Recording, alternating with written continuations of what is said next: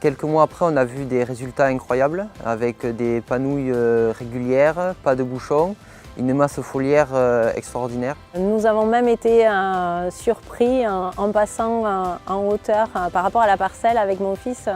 On s'est dit, il y a bien longtemps que nous n'avions pas vu une parcelle aussi homogène et régulière. Au niveau du déclenchement de l'irrigation, on a réussi en fait à retarder les premiers apports d'eau parce que visuellement le maïs n'avait pas l'air de souffrir, quoi. Visuellement c'était net.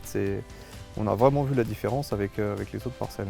La parcelle de Gros en Moyenne a complètement décroché sur fin juin avant le retour de l'eau, alors qu'on voit vraiment que l'effet, au niveau des parcelles qui ont été appliquées en Besta, on a vraiment vu la différence où le maïs en fait n'avait aucun symptôme de stress hydrique. On avait des feuilles qui étaient bien étalées. Alors au début non, la parcelle était très homogène, on ne voyait pas de différence à part nos bobines qui étaient un peu plus hautes sur pied que le non-Besta. Par contre, à partir du 13 juillet, dû à l'arrêt de l'irrigation, on a pu constater, et ça à la buse près, environ 3 semaines après l'arrêt de l'irrigation, que la partie Besta restait bien verte. On voyait très bien au niveau des rangs que l'autre était vraiment en train de dessécher. On a constaté aussi que les poupées desséchaient moins vite.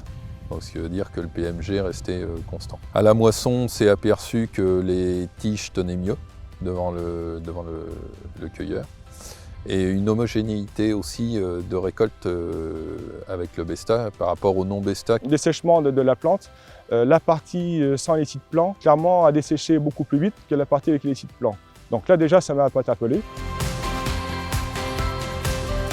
Donc la partie non traitée, le témoin, nous avons obtenu 120 quintaux en rendement, et sur la partie traité Besta, nous montons jusqu'à 149,9 quintaux, ce qui est un gain très important.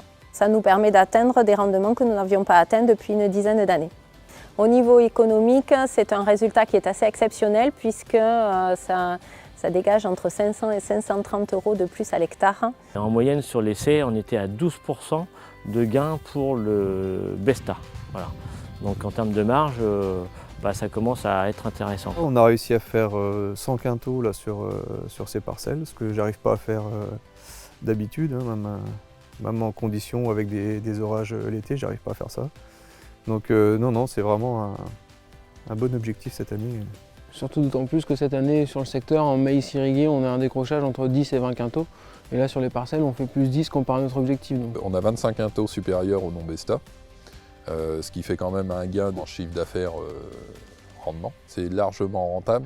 Au niveau du rendement, là par contre, il y a une différence assez importante. On s'est retrouvé une différence d'environ 500 kg de maïs dans la trémie par rapport à l'essai en faveur de l'essai licite plan.